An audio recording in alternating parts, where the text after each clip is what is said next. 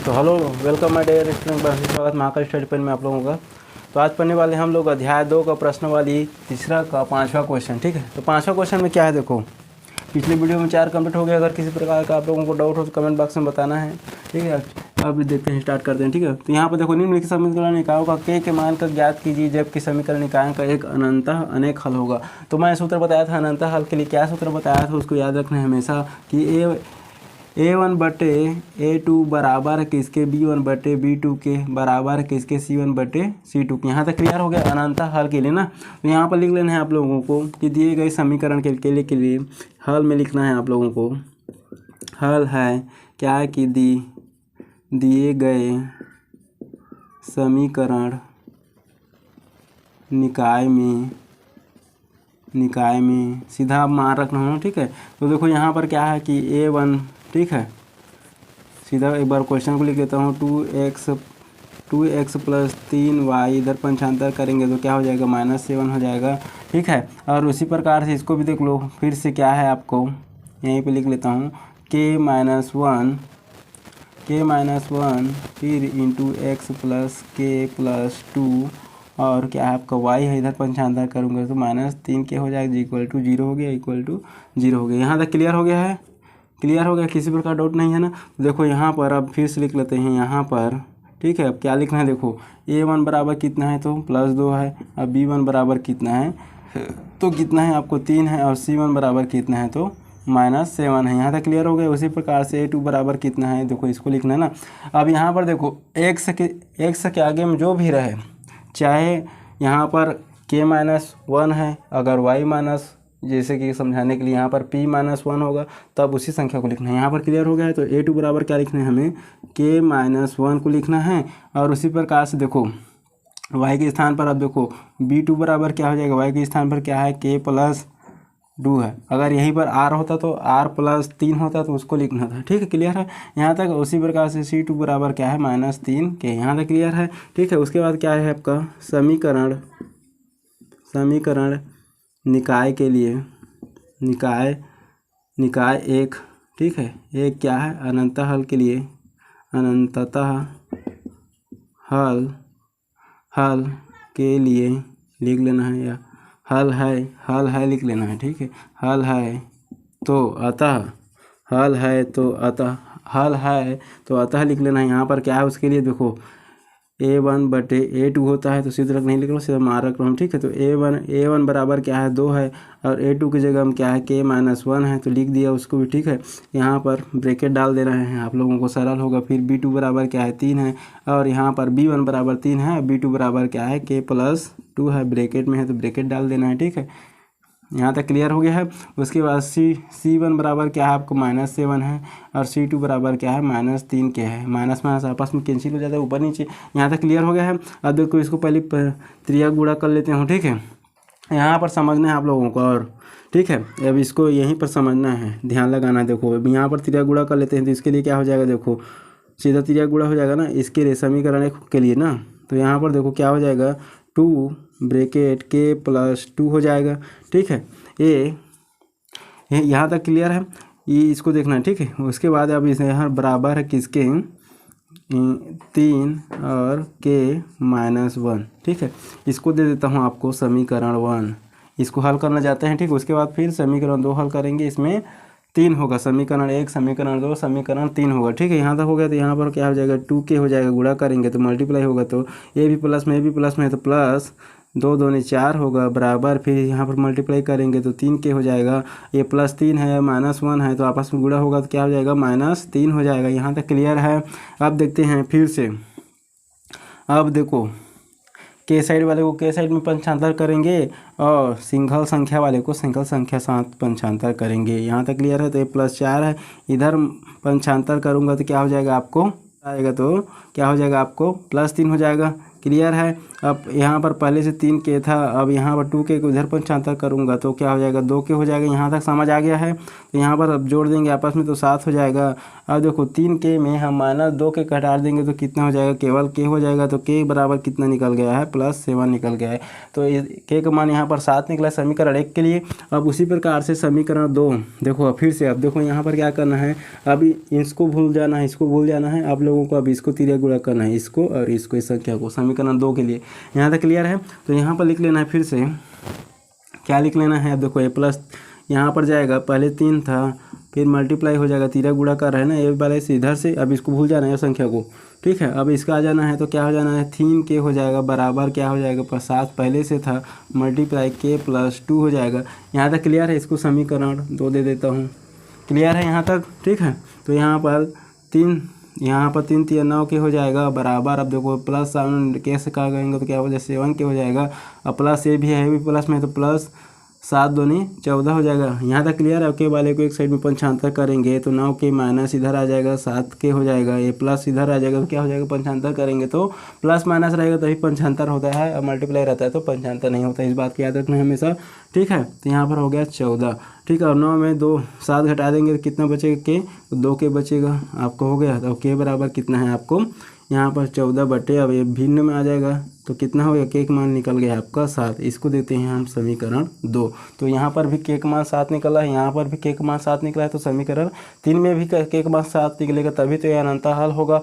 यहाँ तक क्लियर है। अब इसको, हाँ तो डियर स्टूडेंट आप देखो, पहला भी कंप्लीट हो गया, सेकंड भी कंप्लीट हो गया। अब थर्ड के लिए क्या होगा ना, अब इन दोनों को इसको भूल जाना है, बीच वाले संख्या को। अब इसका मल्टीप्लाई करना है फर्स्ट वाले संख्या के लिए, तीसरा समीकरण में। यहाँ तक समझ आ गया, ठीक है।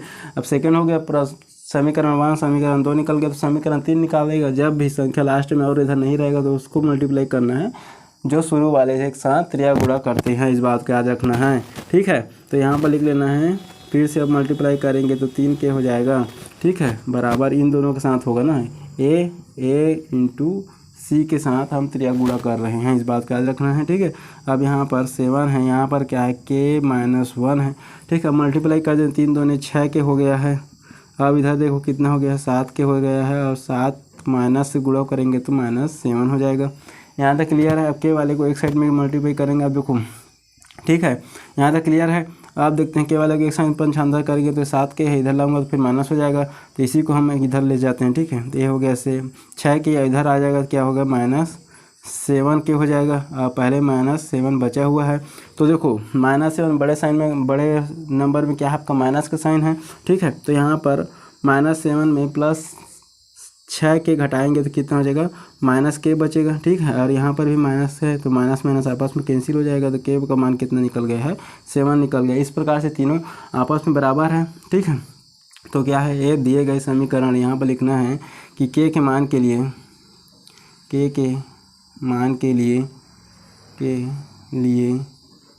दिए गए समीकरण, ठीक है, समीकरण क्या है, एक समीकरण निकाय का अनंततः हल है,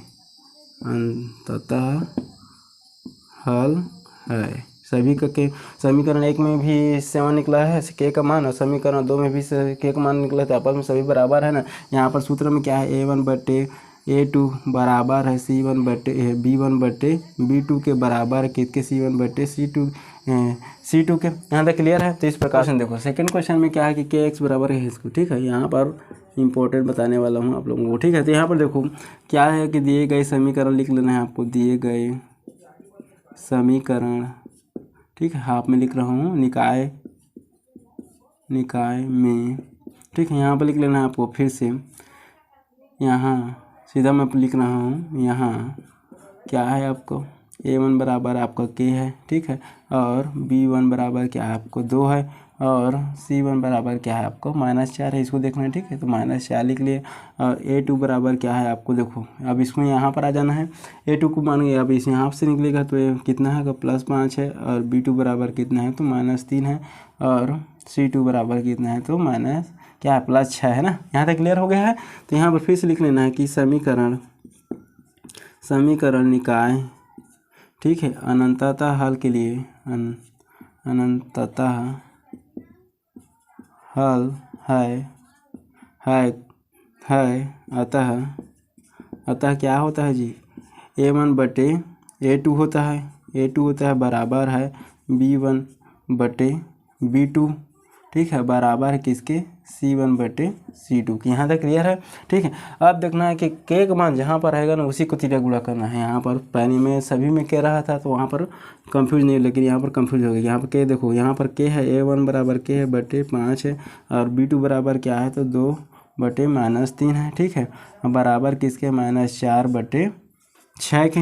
यहाँ तक क्लियर हो गया, क्लियर हो गया। अब कटा देते हैं, 2 2 4 हो गया, 2 3 6 हो गया, तो क्या बचे हमारे पास -2 बटे 3 बचा है, ठीक है। यहाँ तक क्लियर है। अब कैंसिल हो गया है तो यहाँ इसको अब देखना है ना। अब देखो के का मान कहाँ पर है तो आपको ए पर है 1 बटे 5 है। अब इसी को मल्टीप्लाई करेंगे, इसका तिरिया गुणा कर सकते हैं पहले समीकरण के लिए, तो यहाँ पर लिखना है पहले समीकरण के लिए, ठीक है, के बटे 5 बराबर 2 बटे -3, समीकरण 1 दे देता हूँ। अब समीकरण 2 के लिए यहीं पर याद रखना है। अब देखो यहाँ पर के दिख रहा है क्या, बी और सी में क्या दिख रहा है, क्या नहीं दिख रहा है, तो के का मान कैसे निकलेगा, तो उसको हमेशा माइंड में ध्यान रखना, इस बात को क्लियर है, ठीक है। तो यहाँ पर देखो ए में दिख रहा है तो के बटे 5 बराबर करेंगे कि इसको, अब इसका तिरिया गुणा हो गया है तो अब इसको देखना है, ठीक है। यहाँ पर देखना है तो हमें -2 बटे 3 हो गया, इसको देते हैं समीकरण 2। यहाँ तक क्लियर है। अब समीकरण थर्ड के लिए देखो, अब क्या बचा, लास्ट संख्या बचा है, और लास्ट संख्या के लिए के का मान कहाँ पर निकलेगा सर, तो यहाँ पर निकलेगा, के यहीं पर है ना, ठीक है। तो यहाँ पर देखना है आपको के बटे 5 बराबर है किसके, -2 बटे, अभी सेकेंड का भी पहला होगा, देखो क्लियर है, ठीक है। तो यहाँ पर हो गया। अब तिरिया गुणा कर लेते हैं तो यहाँ पर क्या हो जाएगा, -3 के हो जाएगा बटे क्या हो जाएगा 10 हो जाएगा, तो के को यहीं पर रहने दो, 10 इधर आ गया तो -3 हो जाएगा। तो अब कैंसिल नहीं होगा तो क्या हो जाएगा, हमारे पास क्या मिला संख्या, -10 बटे 3 आ गया। यहाँ पर भी करेंगे तो क्या हो जाएगा, यहाँ पर 3 के हो जाएगा, और यहाँ पर मल्टीप्लाई करेंगे तो -10 हो जाएगा, ठीक है। 5 2 10, यहाँ पर पहले से माइनस है, ठीक है। यहाँ पर के का मान कितना निकल गया है, -10 बटे 3 निकल गया है यहाँ पर भी। अब यहाँ पर भी देखो 3 के हो गया है, अब तो सेम हो गया, ठीक है, तो -10। अब के का मान कितना निकल गया है तो -10 बटे 3 हो गया। इस प्रकार से तीनों का मान निकल गया है, तो के का मान निकल गया। इस प्रकार से आपको सेकंड कंप्लीट। हाँ तो डियर स्टूडेंट, थर्ड क्वेश्चन में आप लोगों को इस प्रकार से हल करके देखना है कि के का मान तीनों में बराबर आएगा तो के का मान तीनों के लिए समान होगा, तो के का मान आपस में तीनों को सेटिस्फाइड करेगा। अगर के का मान अलग अलग आएगा तो वहाँ पर क्या लिखना है कि के का मान के लिए नहीं होगा। इसको बना देंगे थर्ड। अब लास्ट तक बढ़ा रहा हूँ। लास्ट क्वेश्चन देखो, 5वां का लास्ट क्वेश्चन क्या है आपका, यहाँ पर हल लिख लेना है आप लोगों को, ठीक है। और दिए गए समीकरण निकाय में 4x - 6y इधर आ जाएगा, क्या हो जाएगा, माइनस के हो जाएगा, =0 हो जाएगा। उसी प्रकार से इसको 2x - 3y इधर पंचांतर करेंगे तो -12 0 हो जाएगा, ठीक है। तो यहाँ क्या लिख लेंगे, a1 बराबर क्या है +4 है, b1 बराबर क्या है तो -6 है, और c1 बराबर क्या है तो -k है। यहाँ तक क्लियर है। उसी प्रकार से अब इसको भी लिख लेता हूँ, तो a2 बराबर क्या है आपका 2 है, तो 2 लिख लेता हूँ, और b2 बराबर क्या है तो -3 है, और c2 बराबर क्या है -12 है। यहाँ तक क्लियर हो गया है, ठीक है। अब देखते हैं यहाँ पर कि समीकरण निकाय में अनंततः हल है तो अतः यहाँ पर क्या लिखना है कि a1 बटे a2 बराबर किसके, b1 बटे b2 के बराबर किसके, c1 बटे c2 के, ठीक है। तो a1 बराबर क्या है 4 है, और b1 बराबर कितने हैं, a2 बराबर कितना है तो 2 है, बराबर किसके, देखो b1 बराबर -6 है, और b2 बराबर क्या आपका -3 है। यहाँ तक क्लियर हो गया, -3 है, ठीक है। और यहाँ पर देखो फिर से c1 बराबर कितना है तो -k है, और c2 बराबर कितना है, c2 बराबर क्या आपका -12 है, माइनस कैंसिल हो जाएगा आपस में, ठीक है। इस प्रकार से आप देखते हैं के का मान जहाँ रहेगा उसी पर अब देखना है। यहाँ पर क्या है, k/12 है तो उस हर को लेना है, और यहाँ पर देखना है, ठीक है। तो यहाँ पर समीकरण 1 के लिए देखो 4/2 बराबर किसके, k/12 की। यहाँ तक क्लियर हो गया, समीकरण 1 हो गया।